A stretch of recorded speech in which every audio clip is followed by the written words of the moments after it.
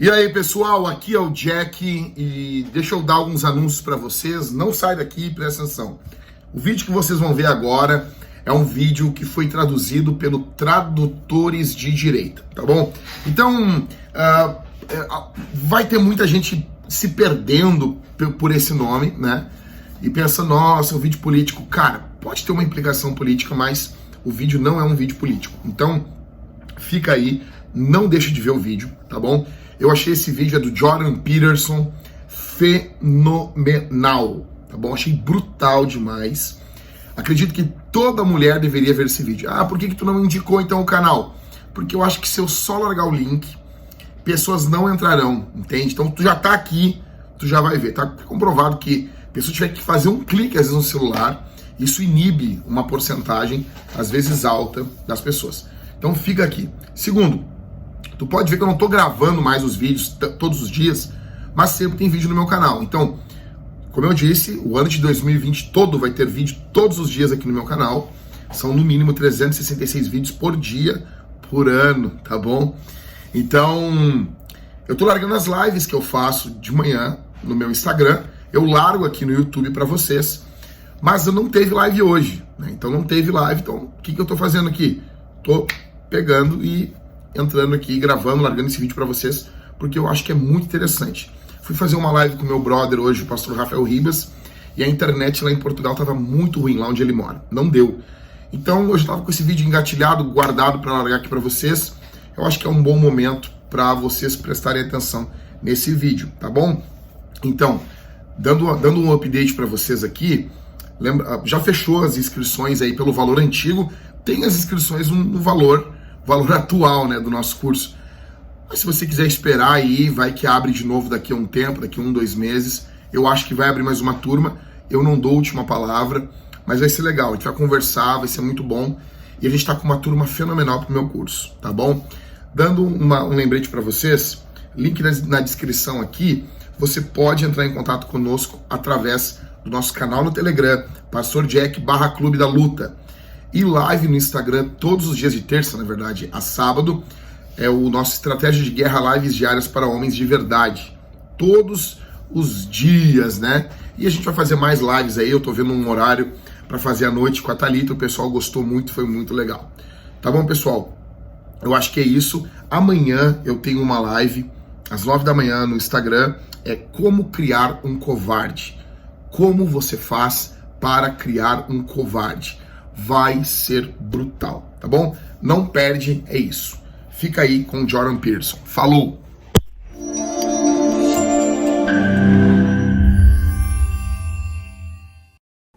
And then this, so that's the positive feminine on the left.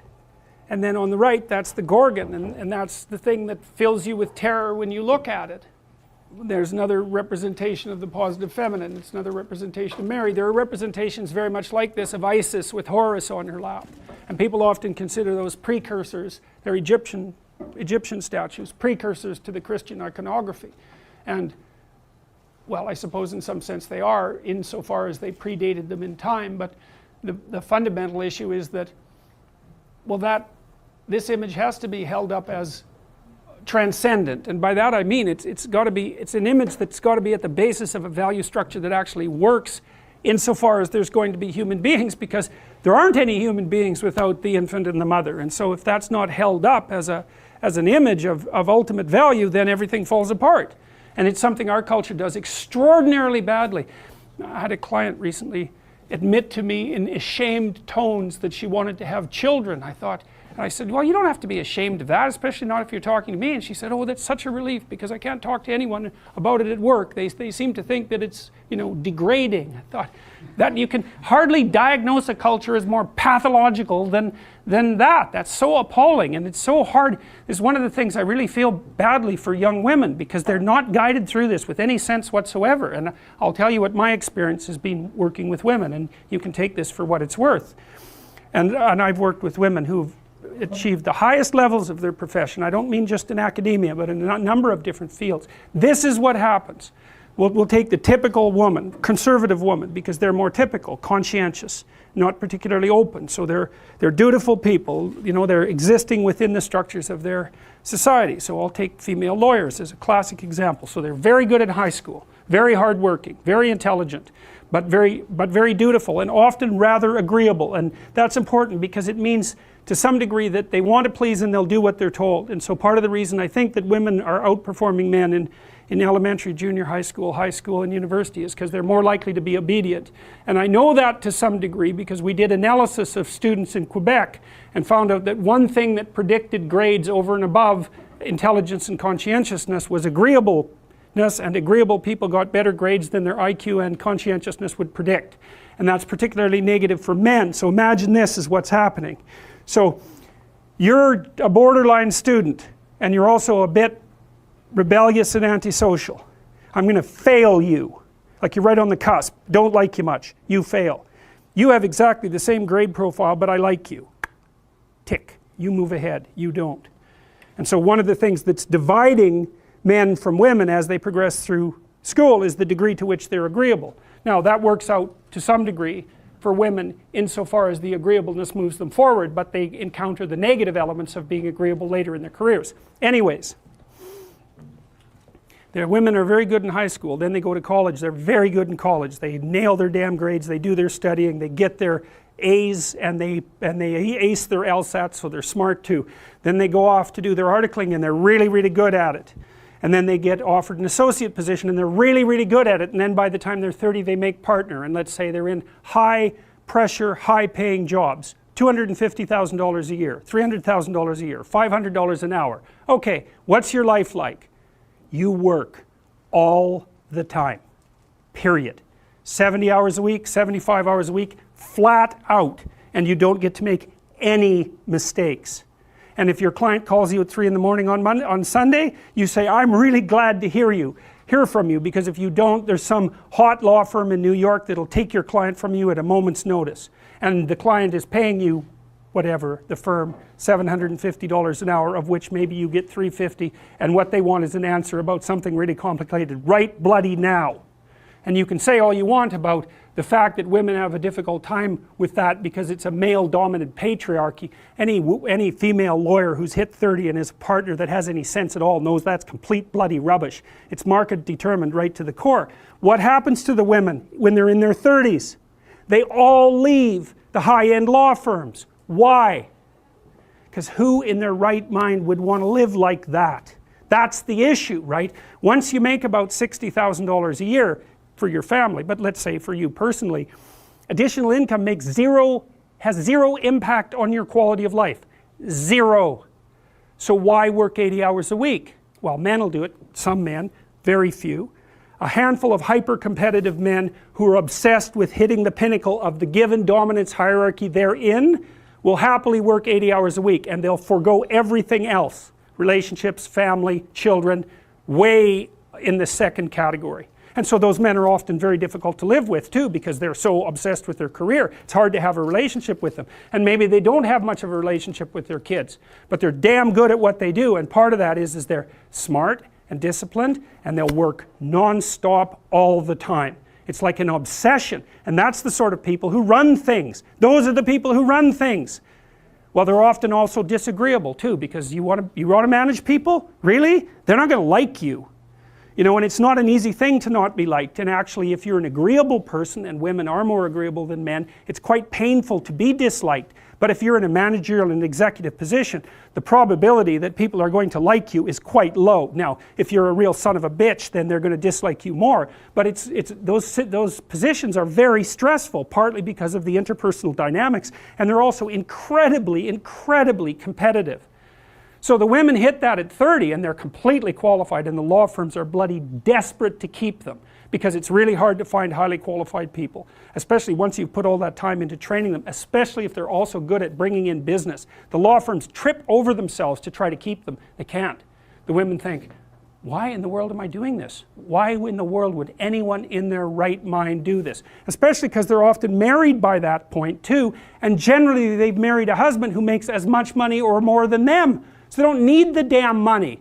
And so they think, well, there's more to life than this, which is exactly the right thing to think, and so then they go and find a job that's 9 to 5 and controllable so that they can hire a nanny and have some kids and have a life. And it's like, yes, that's the intelligent thing to do. So we've got things backwards in our culture. We're thinking, at least in part, why aren't there more women in positions of power? Wrong question. The right question is, why are there any men at all who want those positions of power? Because it's not just positions of power. You have to be such a knothead to think that. Oh, it's a position of power. It's like, sure, but it's a position of overwhelming responsibility. And if you make mistakes, you're done. Right? It's not like you occupy that position of power and everyone does what they're told all the time and your life is easy. It's like, forget about that. People are on your case to do exactly the right thing all the time, 100% of the time. And maybe you want that and maybe you don't. So I don't know what people think is these people are all sitting in their offices with their like feet up on the desk smoking cigars and oppressing the world. It's like, that isn't how it works. Those people, they work flat out all the time. So, and it's fine if that's what you want, and some people are like that. They're hyper-industrious people, right? From a trait perspective, no matter where you put them. If you put them in a forest with an axe, they just wander around chopping down trees non-stop, right? Because it's built into them. But if you want to have a balanced life, and you should want that, you know, because the other thing you'll find, and this is God's gospel truth, is that the older you get, if you have any sense at all, the more important your family is to you. Like the utility of your career, maybe that peaks around 35 or 40 and it starts to decline pretty rapidly after that. And what happens, if you're fortunate, you have someone in your life that you love, that you've woven yourself together with, and you have some kids so that you have something to do from the time you're 50 till the time you're 80. And so it's a real mistake. It's a barren future without children, man, I can tell you that. It's a real mistake.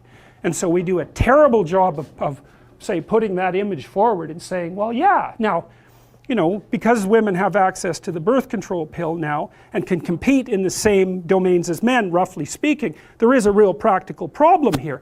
It's partly an economic problem now, because when I was roughly your age, it was still possible for a one-income family to exist. Well, you know that wages have been flat, except in the upper 1% since 1973. Why? Well, it's easy. What happens when you double the labor force? What happens? You have the value of labor. So now we're in a situation where it takes 2 people to make as much as 1 did before. So we went from a situation where women's career opportunities were relatively limited to where they were relatively unlimited and there were 2 incomes to where, and so women could work, to a situation where women have to work and they only make half as much as they would have otherwise. And now we're going to go into a situation, this is the next step, whereas women will work because men won't. And that's what's coming now. So there was an economist article showing that 50% now of boys in school are having trouble with their basic subjects. And you look around you in universities, you can see this happening. I've watched it over decades. I would say 90% of the people in my personality class are now women. There won't be a damn man left in university in 10 years, except in the STEM fields. And it's a complete bloody catastrophe. And it's a catastrophe for women, because I don't know where the hell you're going to find someone to have a, you know, to marry and have a family with if this keeps happening. So, and you think when you're 19, because you're so clueless when you're 19, you don't know a bloody thing, you think, well, I'm not really sure I want children anyways. It's like, oh yeah, you tell how well you've been educated. Jesus, dismal. Dismal. Without fail, I got to tell you, without fail, I've watched women go through their professional careers, many, many of them. It's a very rare woman who at the age of 30 doesn't consider having a child her primary desire. And the ones that don't consider that, generally, in my observation, there's something that isn't quite right in the way that they're constituted or looking at the world. Sometimes you get women who are truly non-maternal, you know, by temperament. They have a masculine temperament, disagreeable, they're not particularly compassionate, they're not maternal, they're not that interested in kids. Fair enough, man. But there aren't that many of them, and there's plenty who will not admit to themselves that that's what they most desperately want. Do you think women would be better off if they had kids earlier, focused on a career, say in their 30s? Who knows? Like it really is a problem. That seems like a more rational decision to me. Yeah, it's a really tough one. I don't think anybody knows the answer to that, because I mean, if you're 35 25 and your kids are, say, 10, 11, Yeah. then you can go get a bachelor's degree, get your master's. Well, It seems more easy that way yeah. than having the career first and then trying to raise young kids. Yeah, I can't answer that because I've seen women do a good job of it both ways. And you do get the odd woman who manages a high-powered career and kids, but Jesus, those women, man, like they buy more powerful microwaves because it'll take 45 seconds to cook the food instead of a minute. And I'm not kidding. It's like they're up at 5, they exercise for half an hour, they make breakfast, they get their kids ready to work, they go to work, they work 14-hour days, flat bloody out. They come home and work for another 2 hours to get their kids organized. They have a nanny to help them out, and then they work for 2 more hours before they go to bed at like 1, and then they're up at 5 and they do that again. And I'll tell you, you better be tough if you're going to do that, physically too, because you'll just burn yourself to a crisp. I've seen some women manage it, you know, but they're tough and they're rare because that's a hell of a regimen. And then if anything goes wrong, you know, you have a sick kid or something like that, or there's any sort of crisis in your family, it's just, you know, then it becomes too much. And I don't know the answer to that, you know. I mean, the advantage women have is they live about 8 years longer than men because testosterone kills men. So, Yeah, but they have a limited time span to have children, right? well, that's right. They pay up front and gain in the long run. But it isn't clear how our society should sort this out. We don't know, and it's partly we don't know what to do now that women have control of their reproductive function. It's a big mystery. Yep. I don't have an answer to that either. But I think from a practical aspect, and this goes for both men and women, even if women were to enter the workforce later on, they'd be at competition with people who are younger, and that's always a conflict in the workforce. And people are always hiring younger talent because of how long they can be in the workforce. Yeah. Yes, well, and the thing is, young stupid people have the advantage of being young. Middle-aged stupid people have the disadvantage of being middle-aged. And so if you're going to hire a young stupid person or a middle-aged stuped person, you'll go for the young stupid person. And by stupid, I mean, you know, I'm being sarcastic, obviously, but I mean without experience and just getting started in the world. You're much more likely to favor someone young because there's an instant explanation for their relative cluelessness. And it's a problem, you know. So I don't know what the answer is, but one answer certainly is, at least in part, is to start letting young women know what being 30 and being female is like, and also to disabuse them of the notion that there's something magical about a career. First of all, most people don't have careers, man. They have jobs. And the reason you get paid for a job is because you're being asked to do things you wouldn't do unless you were being paid. And so it's not some utopia of cigar smoking with your boots up on your desk. That's for sure. Not that would be such a utopia to begin with.